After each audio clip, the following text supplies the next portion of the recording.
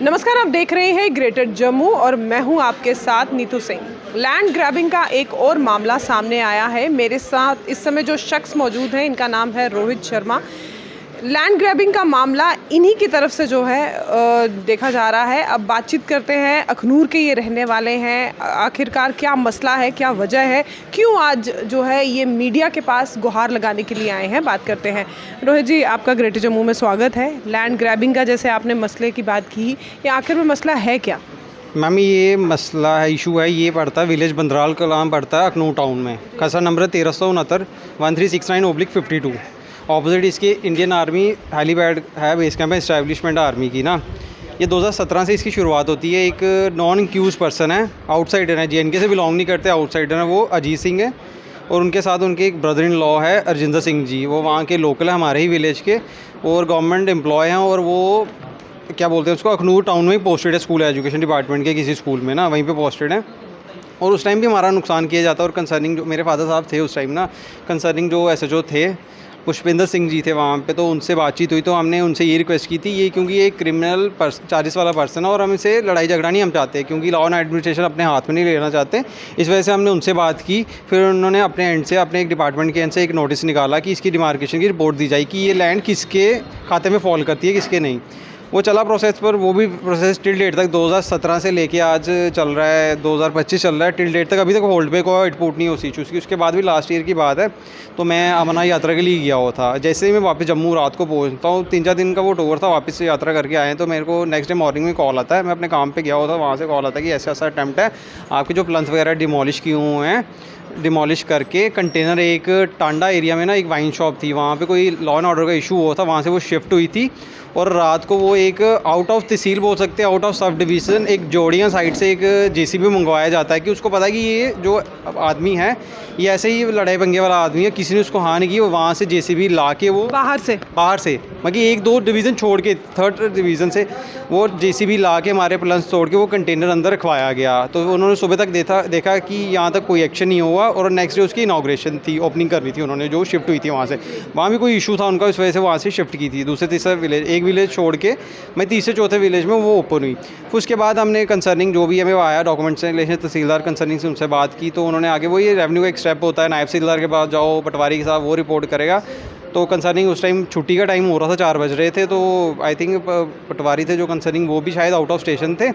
और जो नायब थे वो भी छुट्टी पे, उनके फादर थे जो बीमार थे, आउट ऑफ स्टेशन थे वो भी। तो फिर तहसीलदार साहब ने हमें ये बोला कि आप ना अभी टाइम हो रहा है, आप एक काम करिए, कंसर्निंग SHO से बात कीजिए। उनसे बात की, उनका अच्छा रिस्पॉन्स है। उन्होंने उसी टाइम उस आदमी को बुलाया और उसको बोला कि मेरे को नहीं पता ये कैसे आया, आपका जो ज़मीन का पुराना स्टेटस है, जो पुराना स्टेटस उनका है वही बहाल किया जाए, और ये कंटेनर उठा के यहाँ से लाया गया। उसने अदर साइड, उसी ऑपोजिट साइड पर जो लैंड खाली पड़ी है वहाँ पर, विदाउट किसी परमिशन, विदाउट कोई पार्टीशन हुई है, ऐसे ही इनक्रोच कर रहे थे, तो उसने दूसरी साइड पे वो ना कंटेनर शिफ्ट किया।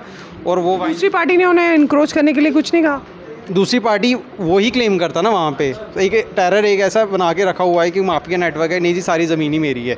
कोई 5-6 कनाल उसने खरीदी हुई, उस खसरा नंबर 25 कनाल 13 मरले का खसरा नंबर, और 5-6 कनाल उसने खरीदी हुई है। और जो लेटेस्ट रिपोर्ट अगर एक मिली है अभी, वो भी मैंने ऑब्जेक्शन किया, फाइल किया हुआ है, उसके अकॉर्डिंग वो जो डिपार्टमेंट के ऑफिशियल्स हैं वो बता रहे हैं कि इसने जो मेन ऑनर से उनसे 11 कनाल 17 मरले खरीदी हुई है।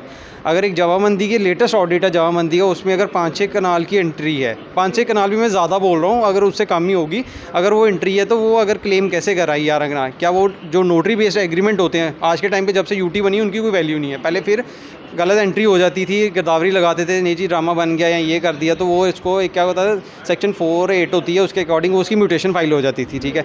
बट नोटरी बेसिस के एग्रीमेंट पे आप कैसे उसका वो एक रिपोर्ट सबमिट बना सकते हो कि वो डबल से भी ज़्यादा वो कैसे वो क्लेम कर सकता है? अगर क्लेम किए, मैं एग्री उस चीज़ के लिए, अगर क्लेम किए तो उसकी रिपोर्ट तो पब्लिक डोमेन में लाओ, सामने शो करो, क्या उसके वो थे डॉक्यूमेंट्स थे, क्या अगर सेल डीड है, गिफ्ट डीड ली है, क्या अदर रेवेन्यू डॉक्यूमेंट्स हैं, कितना शेयर बनता है, किस किस से लिया हो, पूरा पब्लिक डोमेन में लाया जाए, पता चले, क्लैरिफाई हो जाए, तो मैं ही पीछे हट जाऊँ ना। अब आप चाहते क्या? मैं यही जो UT एडमिनिस्ट्रेशन है हमारा। और एक चीज़ और मैम, इसमें जो एक वाइन शॉप का जो इशू मैंने रेज़ किया, जो इसने मेरी कंसर्निंग जो इस साइज के जो ईटीओ थे उनसे भी बात हुई थी और जो इंस्पेक्टर थे उनसे भी बात हुई थी। टिल डेट तक उनके एंड से भी कोई कार्रवाई नहीं की गई है। मैंने पूछा था कि किसकी परमिशन से आपने, एक परमिशन लेनी पड़ती है कि आप किसी के शेयर पे जा रहे हो या किसी का नुकसान कर रहे हो, कि आपने किसको पूछ के वो डिमोलिशन प्रोसेस चलाया, वो भी एक रात के टाइम पे, वो भी टिल डेट तक कोई रिस्पॉन्स नहीं उस एप्लीकेशन। और पीछे थोड़े दिन पहले की 3-4 महीने की बात होगी कि मैंने आरटीए, अभी मैं आरटीए मेरे पास है नहीं, वो आरटीए घर पे रहेगी। और आरटीए मैंने क्लेम किया था कि मुझे बताया जाए कि इस आदमी को एनओसी थी वहाँ पे वाइन शॉप खोलने की। पास में कॉलेजेस हैं, 2 स्टूडेंट रहते हैं बाहर के, I think valley Chenab valley side के बच्चे हैं, वहाँ पे पढ़ते हैं। वो ऐसे एक मैं कि शराब का एक अड्डा बन चुका हुआ, वो खाली एरिया 11-12 नाले एक शराब का अड्डा बन चुका हुआ है। और क्या बोलते हैं उसको, तो मैंने उनसे भी क्वेश्चन रेज़ किया था कि आरटीए में कि मुझे क्लेम किया जाए, जो मेरी कंप्लेंट थी उसका क्या रिस्पांस रहा। उन्होंने मेरे को रिस्पांस नहीं दिया। उन्होंने बोला कि हमने अपनी हायर अथॉरिटीज़ को भेजा हुआ वो रिस्पांस। एक माफिया नेटवर्क है, वहाँ पे भी एक माफिया नेटवर्क है कि हमने पहले जिसने आरटीए लगाई उसी को तो रिस्पांस दिया जाए कि उसका रिस्पांस क्या था। और वो मैंने पूछा कि अगर इसको आपने एनओसी आपके एंड से मिली हो, एक प्रोसेस होता है नियर बाय सराउंडिंग की एनओसी लेनी पड़ती है वाइन शॉप के लिए, और प्लस ये होता है कि आई थिंक रेवेन्यू का भी कोई एनओसी का इशू होता है कि ये उस लैंड पे फॉल करता है, क्या उसकी ज़मीन अपनी है जहाँ पे वो लगा रहा है। टिल डेट तक वो भी एनओसी नहीं थी, वो टेंडर ख़त्म हुआ, क्लोज़ हुआ, उसके पहले ही हमारी एक निशानदेही भी हुई है, बट वो ज़मीन मेरे को। ज़मीन की कॉस्ट क्या है मैम कॉस्ट अगर गवर्नमेंट हिसाब से चला जाए तो 8-9 लाख रुपए कनाल होगी। तो अगर वो देख, उन्होंने कब्जा करके रखा। कब्जा किया नहीं है, अटैम्प्ट लगाते हैं, नुकसान करते हैं, और मुझे इस सब चीज़ों से जम्मू से ट्रैवल करना पड़ता है। परसों का भी एक अटैम्प्ट लगाया हुआ मैं। अब आप चाहते क्या हैं? मैं ये चाहता हूँ कि मेरे को मैं को एक ये जो हरासमेंट डेली फेस कर रहा हूँ, ये मुझे एक साइड आउट किया जाए उससे और उसको रोका जाए, उसे कार्रवाई लीगल कार्रवाई बनती है। अगर वो इश्यूज़ मेडिकल इश्यूज़ क्रिएट करता है, अगर वो मेडिकल इश्यूज़ अगर उसको प्रॉब्लम्स है तो वो घर पे भी बैठ सकता है या हॉस्पिटल में किसी में एडमिट हो सकता है। अगर पागल है तो पागल खाने भी जा सकता है। लैंड आपके फादर की है या आपकी? मेरे नाम पे आजकल फॉल कर रही है वो ना, मेरे रिकॉर्ड जो लेटेस्ट है फादर के एक्सपायर होने का सारा टिल डेट तक अपडेटेड है। तो ये रोहित शर्मा अखनूर के रहने वाले हैं। लैंड ग्रैबिंग मामले में ये फंस चुके हैं और बार बार इन्हें जो है वो तंग किया जा रहा है। अब इनकी यूटी एडमिनिस्ट्रेशन से अपील है कि जो लैंड ग्रैबिंग का मामला है उसे गवर्नमेंट जो है वो ध्यान से देखे, क्योंकि इन्हें बार बार जो है परेशानी हो रही है और आने वाले समय में ये चाहते हैं कि जल्द से जल्द ये मसला जो है सुलझ जाए। क्या कुछ आपकी राय है कमेंट सेक्शन में हमें बताइएगा ज़रूर। तब तक के लिए मुझे दीजिए इजाज़त। वीडियो जर्नलिस्ट अजय जाडू के साथ मैं नीतू सिंह, ग्रेटर जम्मू के लिए। धन्यवाद।